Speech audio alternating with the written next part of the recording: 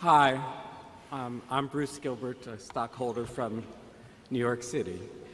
And about 4 or 5 years ago, I put most of my family's portfolio, actually all of it, into Berkshire Hathaway. And over the past 4 or 5 years, the stock price has remained rather steady, and I've withstood the year 2000 when friends were making 50% and I was losing 50% on my investment. But I have to admit, when I read your Fortune article last year and you referred to the stock price as expensive, I felt badly. Now, I spend my days sometimes having fun figuring out the value of Berkshire Hathaway. But at night, after that comment, I could also wake up in worry and fret. And I realize you talked recently a lot about the qualitative and quantitative aspects of things. And I guess I would like you, with your self-reflective position and knowing that I'm asking you to do something like maybe talking about your breathing, what went into that comment to call the stock price expensive in terms of your weights and measures? What price, what value? What do you think about the company and its stock price when you say it's expensive?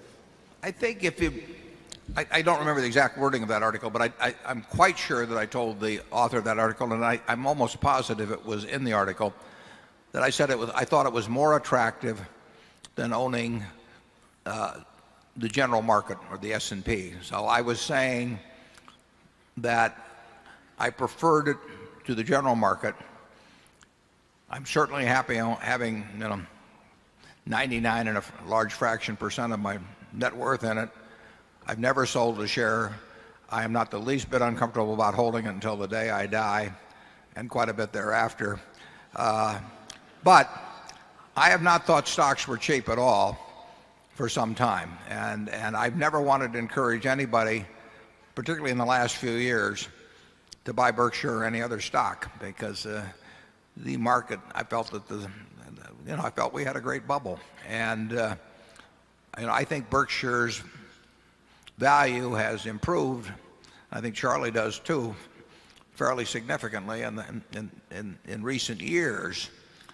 And I would, if I had a chance to swap tax-free my Berkshire for the S&P 500 or for any mutual fund or anything, I wouldn't give it a thought. But that does not mean I think, either Berkshire or stocks are cheap. Charlie? I've got nothing to add to that. I don't think we've ever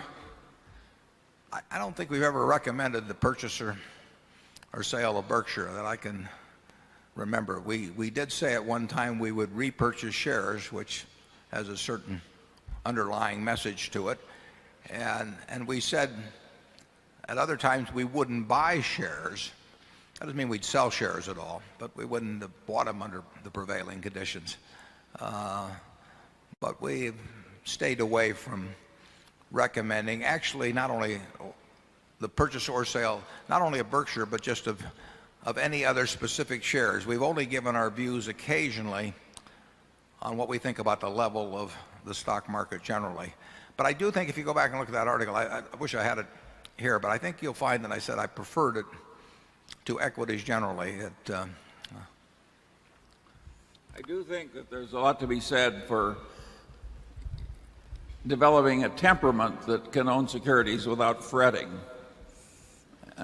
I think that the fretful disposition is it's an enemy of long-term performance. Well, I think it's almost impossible if you're to do well in equities over a period of time if you go to bed every night thinking about the price of them. I mean, Charlie and I we think about the value of them, but we would be happy, just as in that movie, if they closed the stock exchange tomorrow. Dick Grasso wouldn't be happy, and Jimmy McGuire, our specialist, wouldn't be happy. It wouldn't bother me and Charlie at all. We would keep selling bricks, selling deli bars, selling candy, writing insurance. A lot of people have private companies and they never get a quote on them. We bought See's Candy in 1972. We haven't had a quote on it since.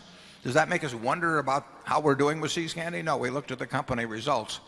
So there's nothing wrong with focusing on company results. Focusing on the price of a stock is dynamite because it really means that you think that the stock market knows more than you do. Now, the stock market may know more than you do, but then you shouldn't be in stocks. I mean, you should have the stock market is there to serve you and not to instruct you. So you need to formulate your ideas on price and value. And if the price gets cheaper and you have funds, logically you should buy more. And we do that all the time. Where we make our mistakes, frankly, is where we focus on price and value and we start buying and the price goes up a little and we quit. Like Charlie referred to, we might have done on See's Candy. A mistake like that cost us $8 billion in the case of Walmart stock a few years ago because it went up in price.